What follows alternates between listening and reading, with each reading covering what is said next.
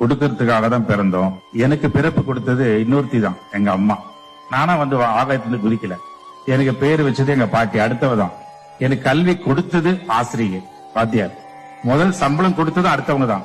என்ன முதல்ல குளிப்பாட்டினது நர்ஸ் தான், செவிலியர் தான், எங்க அம்மா கூட கிடையாது. எனக்கு முதல்ல மரியாதை கொடுத்தது அடுத்தவங்க தான். எல்லாமே கொடுக்கப்பட்டது தான். நான் சம்பாரிச்சு என் மொத்த பணத்தை நாளைக்கு யாருக்கு போக போகுது, அடுத்தவங்களுக்கு கொடுத்தாகணும்.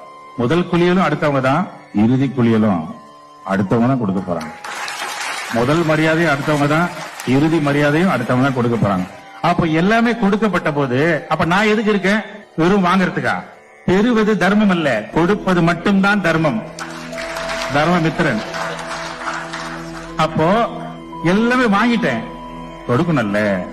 அதுதான இயற்கையினோட குணம். மழை கொடுக்குது இல்ல, சூரியன் கேட்டா வெயில் கொடுக்குது, விட்டமின் கொடுக்குது, வாயு கொடுக்குது இல்ல, ஆகாயம் கொடுக்குது இல்ல. அப்ப கடவுளினாலே கொடுக்கும் தன்மை, நாமளும் கொடுக்கணும்ல. என்ன இருக்குதோ அதை கொடுப்போம். ஞானம் இருந்தா ஞானத்தை கொடுப்போம், உடல்ல சக்தி இருந்தா சக்தியை கொடுப்போம், பணம் இருந்தா பணத்தை கொடுப்போம், ஏதாவது கொடுப்போமே.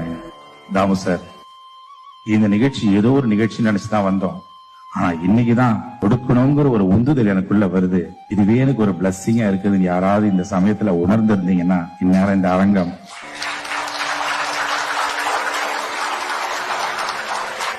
நன்றி, வணக்கம். Download ShareChat.